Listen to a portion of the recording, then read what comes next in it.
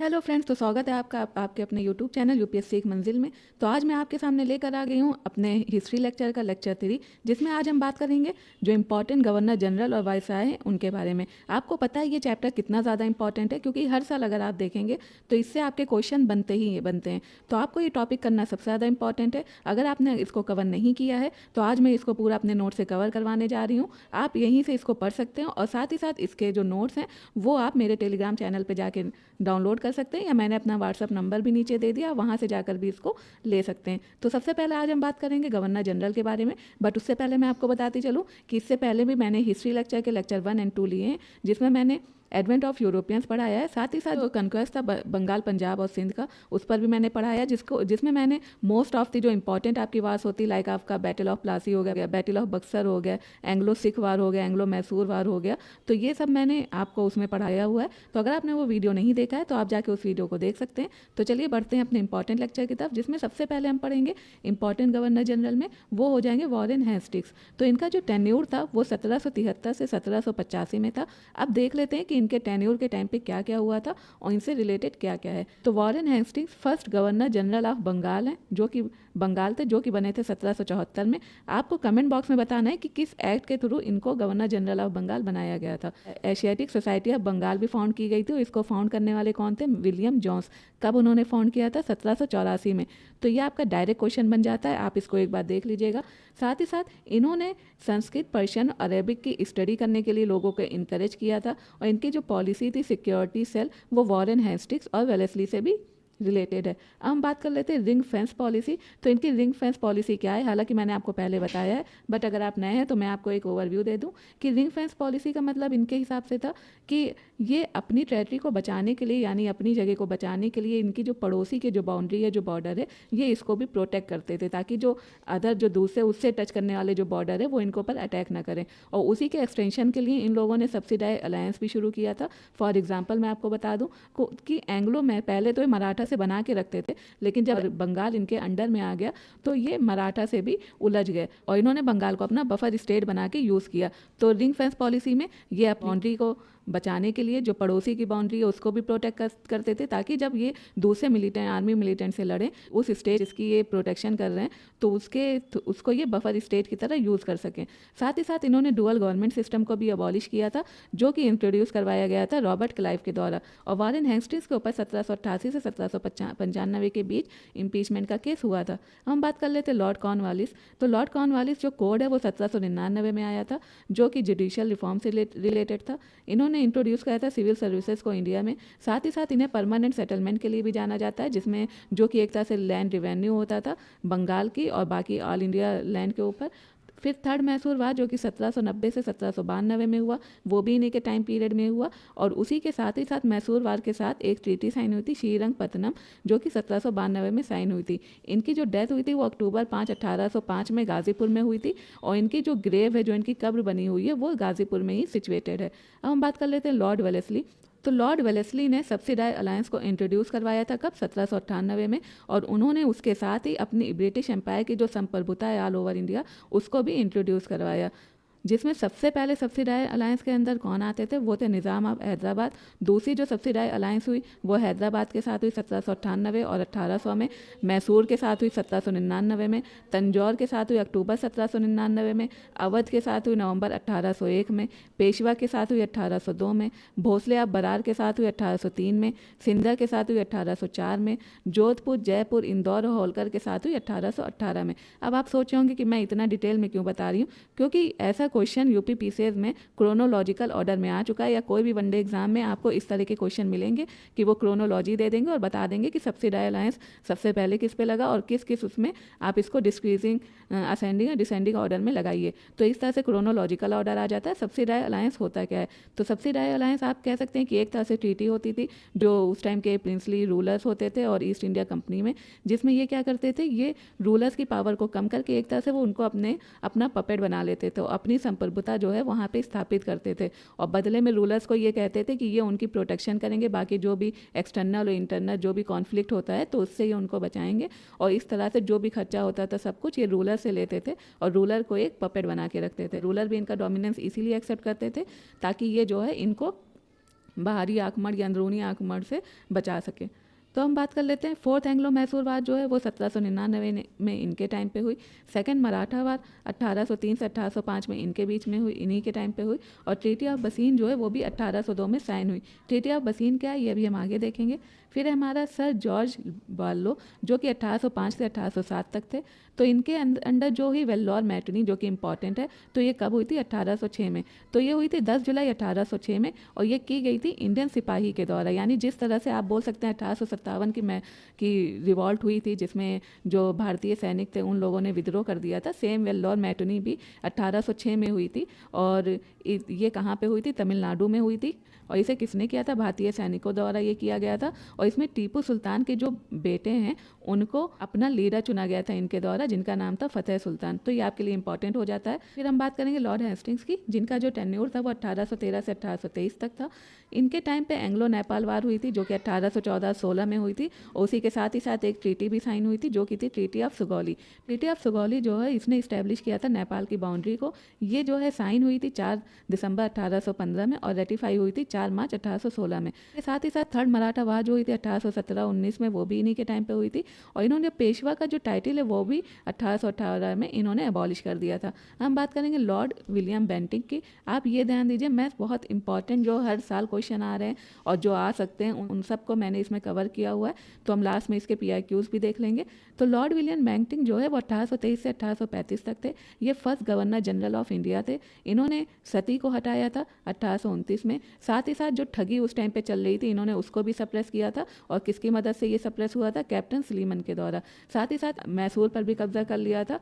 और इन्होंने resolution pass किया था 1835 का, जिसमें इन्होंने इंग्लिश को ऑफिशियल लैंग्वेज की तरह इंट्रोड्यूस करवाया था। हम बात करेंगे लॉर्ड मेटकाफ की, जो कि 1835 से 1836 तक थे। इन्होंने जो प्रेस पे रिस्ट्रिक्शन थी उसको हटाया था। फिर है लॉर्ड एलनब्रो, जिनका टाइम पीरियड 1842 से 1844 था। इन्होंने सिंध को अनेक्स किया था 1843 में और स्लेवरी को एबॉलिश किया था। अब हम आ जाते हैं अपने एक और इम्पॉर्टेंट गवर्नर जनरल पे, जो कि हैं लॉर्ड डलहौजी। इनका टाइम टेन्योर होता है 1848 से 1856 तक। इनका जो असली नाम था वो जेम्स एंड्रयू ब्राउन रामसे था। सेकेंड एंग्लो सिख वार जो हुई थी 1848 से 49 में, ये इन्होंने ने किया था। इन्होंने ने पंजाब पे कब्जा किया था 1849 में। इन्होंने डॉक्ट्राइन ऑफ लैब्स को इंट्रोड्यूस कराया था। तो डॉक्ट्राइन ऑफ लैब्स क्या होती कि अगर कोई राजा मर जाता है और उसका कोई अपना सगा बेटा नहीं होता है तो ये क्या करते थे? उस राज को अपने अंडर में ले लेते थे। भले ही अगर उस राजा का गोद लिया हुआ बेटा हो तो ये उसको एज अ हेयर एक्सेप्ट नहीं करते थे। एक तरह से आप कह सकते हैं कि ये बस इनके लिए एक बहाना था। और इसी के उसमें जो आया था वो झांसी आया था, जिसके लिए झांसी की रानी जो है उन्होंने इतना बड़ा विद्रोह किया था इनके अगेंस्ट। डलहौजी ने जो है डॉक्ट्राइन ऑफ लैब्स को इंट्रोड्यूस करवाया। इसी के साथ ही साथ उन्होंने अनेक्स कर लिया सतारा को 1848 में, जैतपुर और सांबलपुर को 1849 में, भगत को 1850 में, उदयपुर को 1852 में, झांसी को 1853 में, नागपुर को 1854 में, अवध को 1856 में। अवध जो है अनेक्स हुआ था, वहाँ की जो मिस गवर्नेंस हो रही थी कुप्रशासन के लिए। साथ ही साथ ब्रिटिश रेसिडेंट के रूप में जेम्स आउटराम को अपॉइंट किया गया था इनके द्वारा। फिर इन्हीं के टाइम पे आया था चार्ल्स वुड डिस्पैच 1854। ये आपको ऑलरेडी बताया जा चुका है, तो आप कमेंट बॉक्स में बताइए कि ये किससे रिलेटेड है। और फर्स्ट रेलवे लाइन जो है बॉम्बे और थाने को कवर करती है, ये 1853 में इनके द्वारा बनाई गई। इन्हीं के टाइम पे टेलीग्राफ सुविधा हुई, पोस्टल रिफॉर्म सिस्टम हुआ और फर्स्ट रेलवे सर्विस जो इंडिया में है वो स्टार्ट की गई थी ग्रेट इंडियन पेनिनसुलर रेलवे के द्वारा। कब? 1853 में।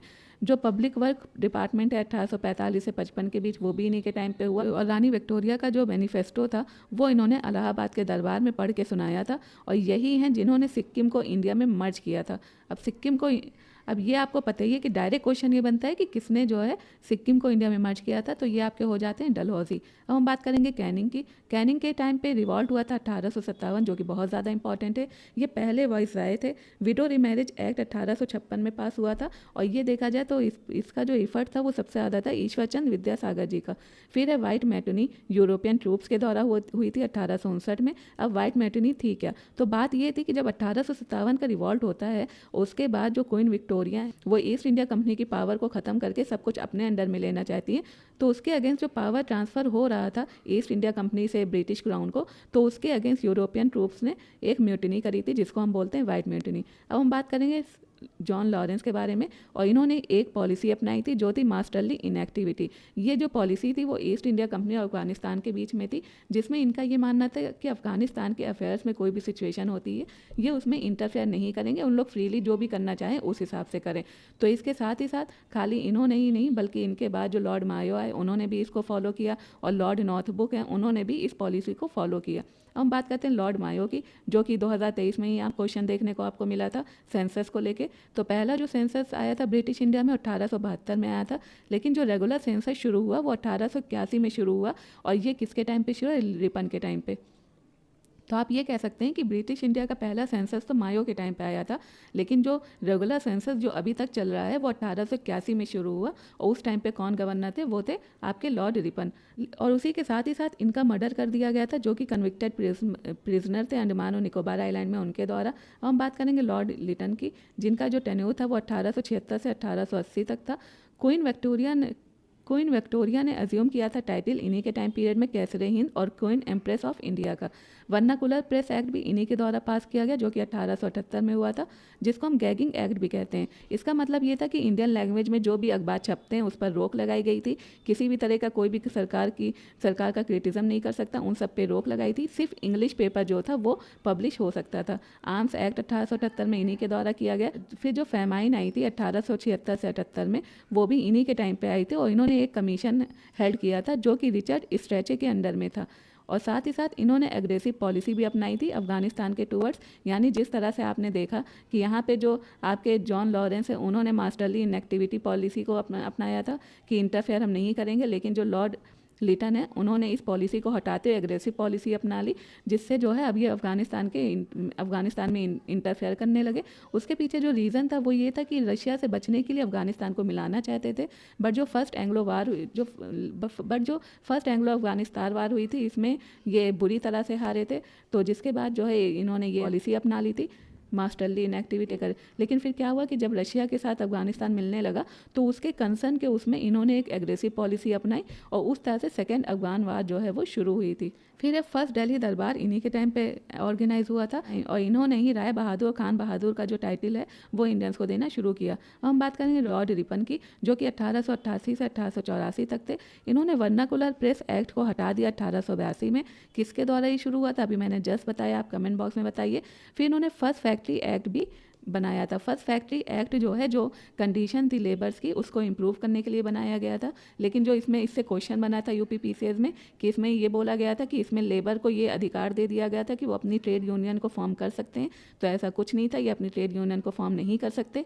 हाँ, जो सिचुएशन थी, जो कंडीशन थी लेबर्स की, जैसे 7 साल के अंदर के जो बच्चे हैं वो काम नहीं कर सकते, आप उनसे काम नहीं करा सकते हैं, और 12 साल के अंदर के जो बच्चे हैं आपको उनसे कुछ ही काम कराना है टाइम, और काम के बीच में आपको 1 घंटे का रेस्ट भी करवाना है उन लोगों को। तो इस तरह से जो है जो वर्किंग कंडीशन थी वो, हाँ ये है कि जो वर्किंग कंडीशन को सुधारने के लिए ये एक्ट इन्होंने पास किया था।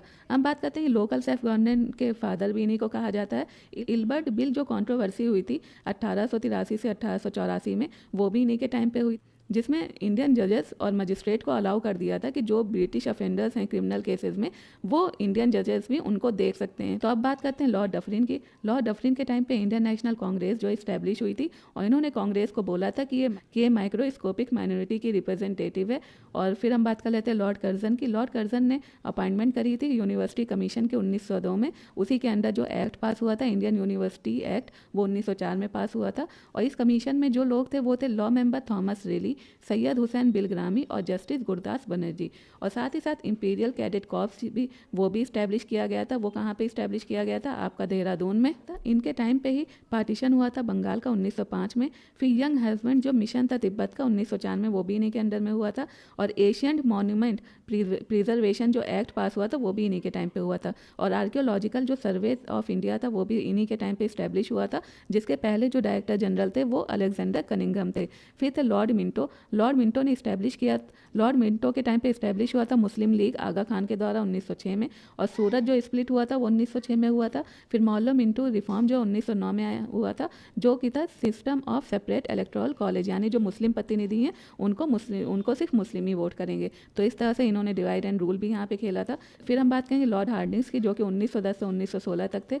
इन्होंने जो कैपिटल है कलकत्ता से वो दिल्ली ट्रांसफ़र करी थी 1911 में, और जो दरबार ऑफ किंग जॉर्ज 5 है उनका दरबार जो लगा था वो भी 1911 में, वो भी इन्हीं के टाइम पे लगा था। और इन्हीं के टाइम पे हिंदू महासभा इस्टेब्लिश हुई थी 1915 में मदन मोहन मालवीय के द्वारा। अब अभी तक जो गवर्नर जनरल से क्वेश्चन आ रहे हैं हम उसको देख लेते हैं कि क्या क्या क्वेश्चन बने थे। तो मैंने आपको बताया कि मैं बात करूँगी ट्रीटी ऑफ बसीन की। तो ट्रीटी ऑफ बसीन साइन हुई थी 31 दिसंबर 1802 में ईस्ट इंडिया कंपनी के बीच में और बाजीराव सेकंड के बीच में। रॉबर्ट क्लाइव को ब्रिटिश इंडिया के फाउंडर के रूप में कंसीडर किया जाता है। पहले मराठा सरदार जिन्होंने सब्सिडाइज अलायंस को एक्सेप्ट किया था लॉर्ड वेलेस्ली के द्वारा जो लगा था, वो थे पेशवा बाजीराव टू, और चार्ल्स मेटकॉफ जो उन्होंने नेगोशिएट किया था alliance princely state of Rajputana के साथ।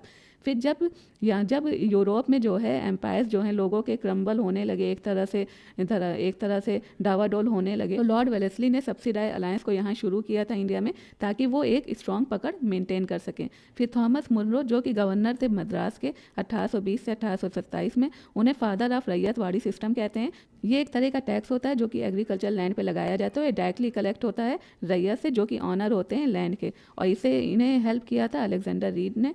फिर हिल असेंबली प्लान जो है वो सेटअप हुआ था आदिवासी के डेवलपमेंट के लिए। किसने सेटअप किया था? क्लीवलैंड ने। और जो एक्सपोर्ट होता था स्लेव का बंगाल से, वो 1789 में बैन हो गया चार्टर एक्ट 1833 के उससे, और स्लेवरी जो है उसे भी अबॉलिश कर दिया गया। ग्वालियर को ब्रिटिश के द्वारा कब्जा नहीं किया गया था।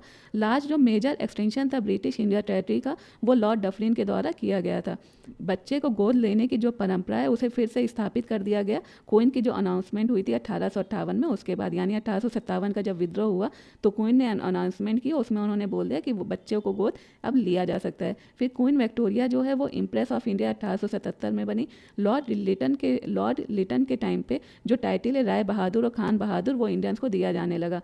Father of Indian archaeology Alexander Cunningham को कहते हैं। गोपाल कृष्ण गोखले ने लॉर्ड कर्जन को औरंगजेब से कंपेयर किया था। साथ ही साथ ये आप देख सकते हैं डिवाइड और रूल की जो पॉलिसी थी वो लॉर्ड कर्जन और लॉर्ड मिंटो के द्वारा इस्टेब्लिश हुई थी। और लॉर्ड रीडिंग जो ओनली ज्यूइश वायसराय थे इंडिया के 1921 से 1956 में 1926 तक। तो ये आपका इंपॉर्टेंट टॉपिक हो जाता है। अगर आपको मेरा वीडियो पसंद आता है तो आप मेरे वीडियो को लाइक शेयर और चैनल को सब्सक्राइब करना ना भूलें। तब तक के लिए अपना ख्याल रखें, पढ़ते रहे। Thank you, bye bye.